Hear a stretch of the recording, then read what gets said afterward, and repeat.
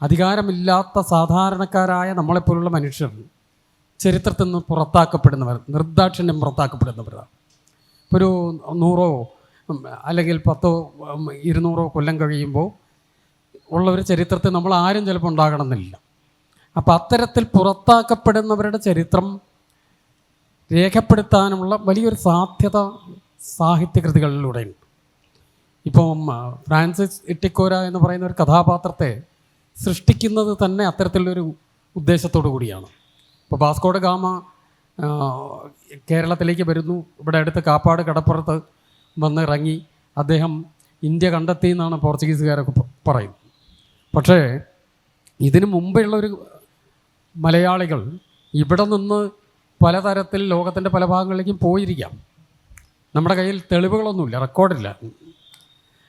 അത് സ്ഥാപിച്ചെടുക്കാൻ ഇട്ടിക്കോര എന്നുള്ള കഥാപാത്രത്തെ സൃഷ്ടിക്കുക എന്നൊരു വഴിയാണ് ഞാൻ ചെയ്തത്. അവരിങ്ങോട്ട് വന്നിട്ടുണ്ടെങ്കിൽ നമ്മൾ അങ്ങോട്ടും പോവാം. ഇത് ചിന്തിക്കാനുള്ളൊരു കാരണം, നമ്മൾ മറ്റുള്ള ആളുകളിൽ നിന്ന് ഒരു തരത്തിലും പിന്നിലല്ല എന്നുള്ളൊരു ബോധ്യത്തിൽ നിന്നാണ്.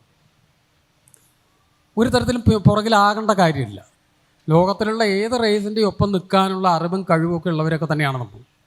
അത് ഇക്കാലത്തും എക്കാലത്തും നമ്മൾ തെളിയിക്കുന്നുണ്ട്.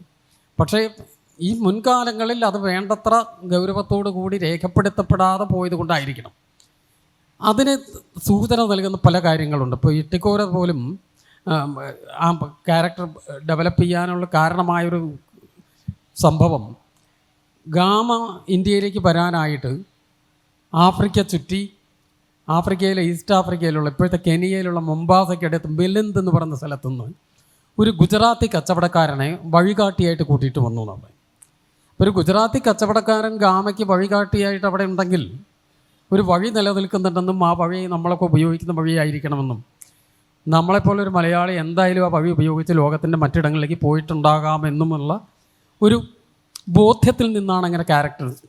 ഇപ്പം ചരിത്രത്തിൽ സർഗാത്മകമായി ഇടപെടാനുള്ള സാധ്യതകളാണ് അന്വേഷിക്കുന്നത്.